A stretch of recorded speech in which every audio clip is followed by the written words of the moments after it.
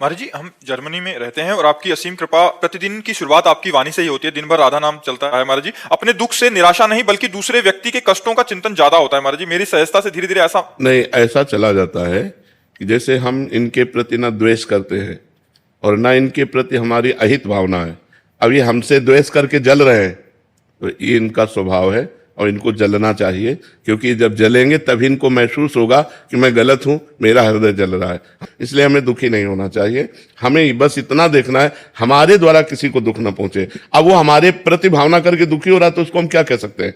हमारा बस नहीं, क्योंकि उसका स्वभाव उसको दुख दे रहा है। इसलिए हमको प्रसन्न रहना चाहिए, ऐसे संसार की इन वृत्तियों में नहीं फंसना चाहिए, नहीं तो आप दुखी बनी रहेंगे। जी प्रभु, ऐसा ही हो रहा है। हाँ, नहीं, आपको दुखी नहीं होना। प्रसन्न आत्मा संतुष्टा एन केनवा, हर परिस्थिति में प्रसन्न रहो।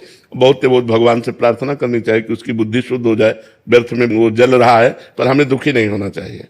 प्रभु, अगर हमें पता ही नहीं है कि हमारा कोई दोष है या नहीं है, हम सब कुछ ठीक कर रहे हैं और हम कोशिश कर रहे हैं कि हमसे कोई दोष ना बने, फिर भी कोई हमें बार बार प्रतिकूलता दे रहा है, हमको नहीं, तो सहना चाहिए, हमें सहना चाहिए। जब आप सहोगी तो आपकी सहनशीलता उसके स्वभाव को नष्ट कर देगी, उसको ठीक कर देगी, उसका दंड उसको मिलेगा। उमा क्षमा श्राप होते भारी, जो शाप होता है उससे भी अधिक बलवान क्षमा होती। आपने क्षमा कर दिया, प्रतिकूलता वो ज्यादा नहीं बढ़ पाएगा, वो नष्ट हो जाएगा। ऐसा नहीं है कि वो ऊपर वाला देख नहीं रहा, मालिक सबको देख रहा है। अगर आप शांत हो, चुप हो और आपको कोई सता रहा है तो एक दिन वो दुर्गति को प्राप्त होगा। आप चुप होकर देख लेना, वो 2-4 दिन उन्नति दिखाई देगी, लेकिन वो ऐसा नष्ट होगा कि बिल्कुल बात समझ लो। इसलिए सहनशील उन्नति को प्राप्त होता है और क्रोध करने वाला अवनति को प्राप्त होता है। आप सहनशील बने।